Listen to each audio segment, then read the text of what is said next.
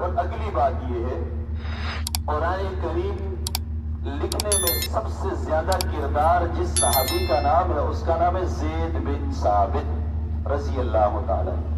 سب سے زیادہ وحی کو لکھنے والے وہ صحابی ہیں، 9 یا 10 صحابہ کرام لکھنے والے تھے، سب سے زیادہ جس نے لکھا اس کا نام ہے زید بن ثابت رضی اللہ تعالیٰ۔ اور ان کے بعد سب سے زیادہ وحی لکھنے والے جو صحابی تھے ان کا نام ہے امیر معاویہ رضی اللہ تعالیٰ۔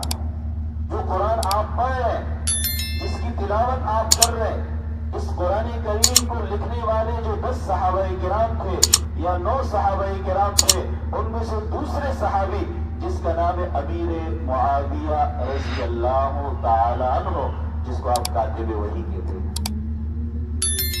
بھیجنے والے میں بھی کوئی شک نہیں ہے، بھیجنے والی ذات اللہ کی ہے، لانے والے جبریل امین ہے، اس کی ذات میں بھی کوئی شک نہیں ہے۔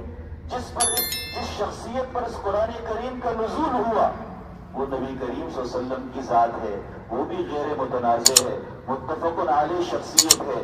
جو لکھنے والے صحابہ ہے وہ بھی غیر متنازع ہے، اس میں بھی کوئی شک و شبہ کی گنجائش نہیں ہے۔ یہ بات میں آپ کو سمجھانا چاہ رہا ہوں۔